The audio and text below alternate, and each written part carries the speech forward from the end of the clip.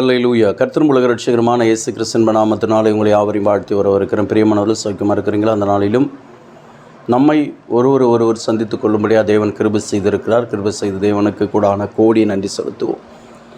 பிரியமானவர்களே, இந்த நாளிலும் என்னுடைய திருச்சபையிலே மாலை 6:30 மணிக்கு அமாவாசை விடுதலை கூட்டம் நடைபெறுகிறது.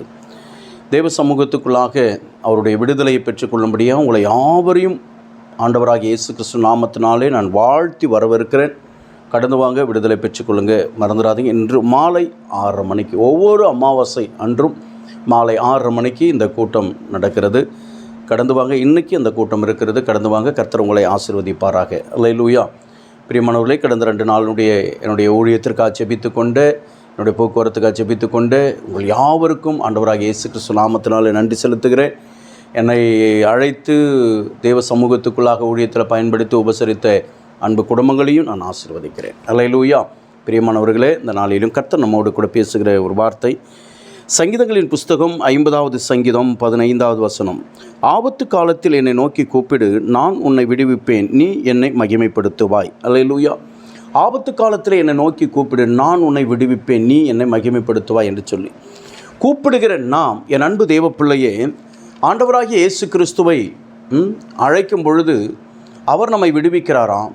நாம் விடுதலை பெற்ற பின்பு நாம் அவருடைய நாமத்தை மகிமைப்படுத்துகிறோமா? ஆனால் கூப்பிட்டும் நாம் அழைத்தும் அவர் நமக்கு பதில் கொடுக்காமல் இருக்க காரணம் என்ன? விடுதலையாக்க முடியாமல் இருப்பதற்கு காரணம் என்ன? நான் ஆண்டவரிடத்தில் தான் போகிறேன், ஆண்டவரை தான் நோக்கி பார்க்குறேன், ஆண்டவரிடத்தில் தான் என்னுடைய குறைகளை சொல்லுகிறேன், கர்த்தரிடத்தில் தான் என்னுடைய பிணியை சொல்லுகிறேன், கர்த்தரிடத்தில் தான் என்னுடைய பிசாசின் பிடியோடு கூட நான் அங்கே போய் நிற்கிறேன். ஆனால் எனக்கு விடுதலை ஆகவில்லை, என்னோடு கூட பேசவில்லை, எனக்கு அற்புதம் நடக்கவில்லை, அதிசயம் நடக்கவில்லை. காரணம் என்ன? ஆண்டவர் சொல்கிறாரு, ஆபத்து காலத்தில் என்னை நோக்கி கூப்பிடு, நான் உன்னை விடுவிப்பேன். நான் கூப்பிட்றேன், ஆனால் விடுதலை ஆகலையே. ஆண்டவர் எனக்கு ஏன் விடுதலை கொடுக்காமல் இருக்கிறாரு? அல்லேலூயா. அடுத்து சொல்கிறாரு, நான் உன்னை விடுதலை ஆக்கின பின்பு நீ என்னை மகிமைப்படுத்துவாய் என்று சொல்லி. அல்லேலூயா. என் அன்பு தேவ பிள்ளையே, முன்பாகவும் பின்பாகவும் ஒரு காரியத்தை கர்த்தர் வைத்திருக்கிறார். தேவனுடைய நாமம் மகிமைப்படட்டும். நீ கூப்பிடுவதற்கு முன்பாக ஆண்டவரிடத்தில் நீ எடுத்துக்கொண்ட பொருத்தனைகளை முதலாவது செலுத்து என்று சொல்லி வேதம் சொல்லுகிறது. 14வது வசனம், நீ தேவனுக்கு ஸ்தோத்திர பலியிட்டு உன்னதமானவருக்கு உன் பொருத்தனையை செலுத்தி. அல்லேலூயா. அப்போ ஆண்டவருடைய சமூகத்துக்குள்ளாக நம்ம ஸ்தோத்திர பலியிட்டு நம்முடைய பொருத்தனைகளை செலுத்திட்ட பின்பு தான், செலுத்தி பின்பாக நீ அவரை அழைக்கும்போது அவர் உன்னை விடுதலையாக்குவார். அநேக நேரங்களிலே நம்ம வாய் தவறி சொல்லிடுறோம். அநேக நேரங்களிலே அதாவது மனசுக்கு வந்த மாதிரி, வாய்க்கு வந்த மாதிரி சொல்லிடுறோம். அல்லது மற்றவர்கள் மெச்சிக்கொள்ளும்படியாக சொல்லிடுறோம், மற்றவர்கள் சந்தோஷப்படும்படியாக சொல்லி விடுகிறோம். என்ன சொல்லி விடுகிறோம்? நான் கர்த்தருக்காக இந்த பொருத்தனை எடுத்திருக்கிறேன், கர்த்தருடைய சமூகத்துக்குள்ள அந்த பொருத்தனை நான் வைத்திருக்கிறேன், இந்த பொருத்தனை நான் செலுத்துவேன். அல்லேலூயா. நான் அந்த பொருத்தனையை நிறைவேற்றுவேன். அல்லேலூயா. என் அன்பு தேவ பிள்ளையே, வேதம் சொல்கிறது, நீ எடுக்கிறது பெருசல்ல, பொருத்தனை எடுக்கிறது பெருசல்ல, ஆனால் செய்யாமல் இருக்கிறது தான் தவறு. அப்போ நீ செய்ய தவறுவாயானால் நீ பொருத்தனை எடுக்காமல் இருப்பதே நலம் என்று சொல்லி வேதம் சொல்லுகிறது. அல்லேலூயா. அப்போ ஆபத்து காலத்தில் கர்த்தர் உன்னை விடுவிக்கணும்னா நீ எடுத்துக்கொண்ட பொருத்தனை செலுத்து. நீ உலக மக்களை பாருங்கள், நான் அந்த காரியத்துக்காக என்ன பண்ணியிருக்கிறேன், இப்படி பண்ணி நான் இந்த தீர்மானத்தோடு இருக்கிறேன், அந்த கடனை நான் முடிக்கணும், கடனை முடிச்சுட்டு நான் வந்துடுவேன், அதை செஞ்சுட்டு நான் வந்துடுவேன். அல்லேலூயா. புரியுதா உங்களுக்கு? பிரியமானவர்களே, தேவ சமூகத்துக்குள்ள அவர்களுக்கு கூட அந்த பயம் இருக்கிறது, எடுத்துக்கொண்ட அந்த பொருத்தனையை செலுத்தணும் அப்படின்னு சொல்லி. ஆனால் நாம் ஈஸியாக அசால்ட்டாக எடுத்துடுறோம் பொருத்தனை. பல விதத்தில் பாஸ்டர்கிட்ட போய் சொல்லிடுறோம், பாஸ்டர் நான் அடுத்த மாதத்தில் இதை செஞ்சு கொடுத்துட்றேன், பாஸ்டர் நான் இதை பண்ணுறேன், பாஸ்டர் இந்த காரியம் நடந்துட்டா நான் இதை நடந்துட்டா நீ செய்கிறதில்ல, நடக்கிறதுக்கு முன்னாடி செய்கிறது தான் பொருத்தனை. அதை செலுத்திடணும். அல்லேலூயா. புரியுது உங்களுக்கு? என் அன்பு தேவ பிள்ளை, நீங்கள் நடந்துட்ட பின்பு நீ பொருத்தனை செலுத்தணும்னு நினச்சாலே உன்னுடைய வாழ்க்கையில் குறைவு வந்துடும், பிசாசு தடைகளை கொண்டு வந்துடும். நடந்து முடிஞ்சிடுச்சுல, இதுக்கு மேலே என்ன செய்ய போகிற விடு. அப்படி இல்லை. நீ நேர்ந்துக்கின்ற அந்த கடன் கர்த்தருடைய கரத்தில் அவருடைய புஸ்தகத்தில் எழுதப்பட்டிருக்கும். அதனால் உன்னுடைய பொருத்தனைகளை நீ செலுத்திடு. செலுத்தின பின்பு நீ அவரை கூப்பிட்டு பாரு, ஆண்டவர் உன்னை விடுதலையாக்குவதற்கு வல்லவராக இருக்கிறார், நல்லவராக இருக்கிறார். அதன் பின்பு தான் நீ மகிமைப்படுத்த முடியும் ஆண்டவரை. அல்லேலூயா.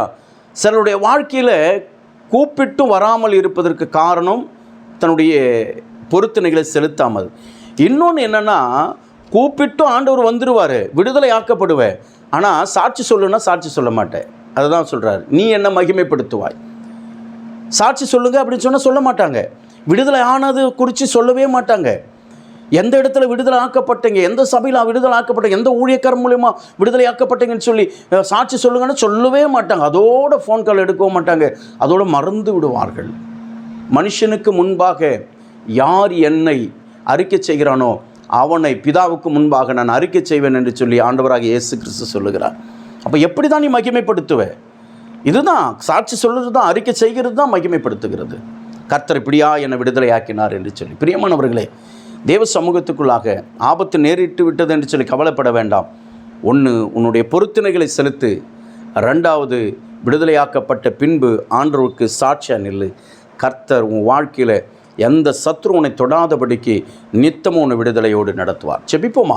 மகா இரக்கமும் கிருபையும் நிறைந்தவர்கள் எல்லாம் ஆண்டவரை நன்றியோடு துதிக்கிறோம். இந்த நாளில் எங்களோடு கூட பேசின வார்த்தைகளுக்காக ஸ்தோத்திரம். ஆண்டவரே, பொருத்தனை எடுத்து செலுத்தி, ஆண்டவரே அப்பா ஸ்தோத்திரம். ஆண்டவரே, உம்முடைய நாமத்தின் நிமித்தம் கூப்பிடுகிற யாவருக்கும் நீ சமீபமாக இருந்து விடுதலையை கொடுக்க வேண்டுமா ஜெபிக்கிறேன். ஆண்டவரே, பொருத்தனை எடுத்துக்கொண்டு ஆண்டவரே செலுத்த முடியாதபடி இருக்கிற மக்களுக்காக நான் ஆண்டவரே கெஞ்சி மன்றாடுகிறேன். அவர்கள் தங்களுடைய பொருத்தனைகளை நிறைவேற்றி கர்த்தர் கிருபை செய்யும். சிலர் ஆண்டவரே பொருத்தனைகளை எடுத்துக்கொண்டும் ஆண்டவரே எதுக்கு செலுத்தணும், எதுக்கு செய்யணும் அப்படின்னு சொல்லிட்டு திமிர்வாதத்தோடு இருக்கிற பிள்ளைகளுடைய வாழ்க்கையிலே கர்த்தர் நீர் ஆண்டவரே அப்பா ஸ்தோத்திரோ, நீர் ஒரு நாள் செவி சாய்க்காதபடிக்கு கர்த்தர் ஆண்டவரே அவருடைய ஆபத்து நேரிட வேளையிலே அவர்களுக்கு ஆண்டவரே அப்பா ஸ்தோத்திரம் அவர்கள் சிந்தை உணரத்தக்கதாய், அவர்கள் ஆண்டவரே அப்பா ஸ்தோத்திரத பொருத்தனைகளை நினைவுக்கு கொண்டு வரத்தக்கதாய் கிரியை செய்வீராக.